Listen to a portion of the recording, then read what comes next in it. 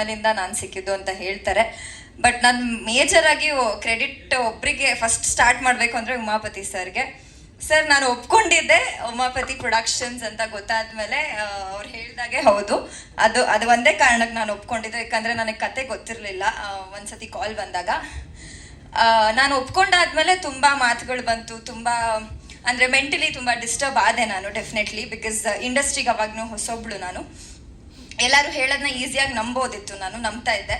So ತುಂಬ ಜನ ಹೇಳಿದ್ದಾರೆ ಆ್ಯಕ್ಟಿಂಗ್ ಅನ್ನೋದು ಕೂಲಿ ಕೆಲಸ ಮಾಡೋದು, ದುಡ್ಡು ಬಿಸಾಕ್ತೀವಿ, ತೊಗೊಂಡೋಗ್ಬೇಕು, ಅವಕಾಶ ಕೊಟ್ಟಿದ್ದೀವಿ ಅಂತಲೂ ಮಾತು ನಾನು ಕೇಳಿದ್ದೀನಿ. ಬಟ್ ನೀವು ನಿಮ್ಮ ಮನೆ ಮಗಳ ಥರ ನನ್ನ ನೋಡ್ಕೊಂಡಿದ್ದೀರಾ. ನಾನು ಇದನ್ನ ಮನಸ್ಸಿಂದ ಹೇಳ್ತಾ ಇದ್ದೀನಿ.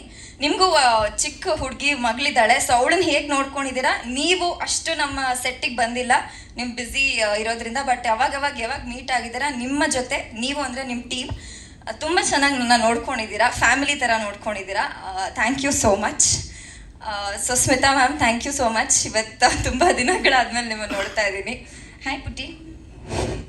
So Anil sir, thank you ನನಗೆ ಒಂದು ಸ್ಪೇಸ್ ಕೊಟ್ಟಿದ್ದಕ್ಕೆ. ಬಿಕಾಸ್ ಅಂಜಲಿ ಅಂತ ಕ್ಯಾರೆಕ್ಟರು ಫಸ್ಟ್ ಸಿನಿಮಾಗೆ ಇಂಥ ಒಳ್ಳೆ ಕ್ಯಾರೆಕ್ಟರು, ಪವರ್ಫುಲ್ ಆಗಿರೋ ಕ್ಯಾರೆಕ್ಟರ್ ಸಿಗೋದು ತುಂಬ ಲಕ್ ಬೇಕು. ಆ ದೇವರು ಮೋಸ್ಟ್ಲಿ ನನಗೆ ಆಶೀರ್ವಾದ ಮಾಡಿ ಸಿನಿಮಾ ಕೊಟ್ಟಿದ್ದಾನೆ ಅನಿಸುತ್ತೆ. ನೀವು ನನಗೆ ಒಂದು ಸ್ಪೇಸ್ ಕೊಟ್ರಿ, ಡೈಲಾಗ್ ಡೆಲಿವರಿ ಇರ್ಬೋದು, ಪ್ರತಿಯೊಂದಕ್ಕೂ ನಿನಗೆ ಹೇಗೆ ಸರಿ ಹೋಗುತ್ತೆ ಹಾಗೆ ಮಾಡು ಅಂತ ಅವಕಾಶ ಕೊಟ್ರಿ. Thank you so much. ನನ್ನ ಸಿನಿಮಾದ ಮೊದಲನೇ ಡೈರೆಕ್ಟರ್ ಅಂತ ಹೇಳ್ಕೊಳಕ್ಕೆ ನನಗೆ ಹೆಮ್ಮೆ ಆಗುತ್ತೆ. Thank you. ಸೊ ಕೊನೆಯದಾಗಿ ನಾನು ಚಿಕ್ಕಣ್ಣ ಸರ್ ಬಗ್ಗೆ ಮಾತಾಡಲೇಬೇಕು. ಯಾಕಂದರೆ ನಾವು ಎಲ್ಲರಿಗೂ ಗೊತ್ತು, ಎಲ್ಲ ಇಂಟರ್ವ್ಯೂಸಲ್ಲಿ ಗೊತ್ತು, ನಾವು ಮಾತಾಡ್ತಿರ್ಲಿಲ್ಲ ಅಂತ.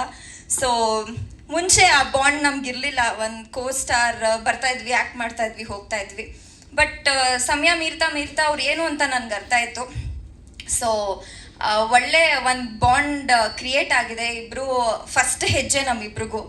ಸೊ ಅವ್ರ ಸಕ್ಸಸ್ ನೋಡಿ ನನಗೆ ಸಿಕ್ಕಾಪಟ್ಟೆ ಖುಷಿ ಆಗ್ತಿದೆ ಒಳಗಿಂದ. ಯಾಕೆಂದರೆ ಹೌದು, ನನಗಿದು ಮೊದಲನೇ ಹೆಜ್ಜೆ. ನಾನು ಡೆಫಿನೆಟ್ಲಿ ಇದನ್ನು ಸೆಲೆಬ್ರೇಟ್ ಮಾಡಬೇಕು. ಬಟ್ ಅವರು ಪಟ್ಟಿರೋ ಶ್ರಮ ಇದೆಯಲ್ಲ, the journey what he has gone through, it is ಅಂದರೆ ಅಷ್ಟು ಈಸಿ ಅಲ್ಲ ಯಾರಿಗೂ ಅದು. ನಾನಂತೂ ಈ ಇಂಡಸ್ಟ್ರಿಗೆ ಬಂದವಳು ನಾನು ಅಷ್ಟು ಕಷ್ಟಪಟ್ಟಿಲ್ಲ, ಅವರೆಷ್ಟು ಕಷ್ಟಪಟ್ಟಿದ್ದಾರೆ ಅಂತ. ಸೊ ನಿಮ್ಮ ಜರ್ನಿ ಬಗ್ಗೆ ನೀವು ಯಾವಾಗಲೂ ಪ್ರೌಡ್ ಆಗಿರಬೇಕು. ಯಾಕಂದರೆ ನಿಮ್ಮನ್ನು ನೋಡಿ ತುಂಬ ಜನ ಡೆಫಿನೆಟ್ಲಿ ಆ ಥರ ನಾವು ಆಗಬೇಕು ಅಂತ ಕನಸು ಕಂಡ್ಕೋತಾರೆ. So Dharmanna sir, thank you. ನಿಮ್ಮ ಜೊತೆ ನಾನು ಫಸ್ಟ್ ಟೈಮ್ ಸ್ಕ್ರೀನ್ ಶೇರ್ ಮಾಡಿದ್ದೀನಿ, ಆ್ಯಕ್ಚುಲಿ ಎಲ್ಲರ ಜೊತೆ. ಇಲ್ಲಿಲ್ಲ ರವಿಶಂಕರ್ ಸರ್ ಆಗಿರ್ಬೋದು, ಸಾಧು ಕೋಕಿಲ ಸರ್ ಆಗಿರ್ಬೋದು, ಎಲ್ಲರಿಗೂ ತುಂಬ ಥ್ಯಾಂಕ್ ಯು.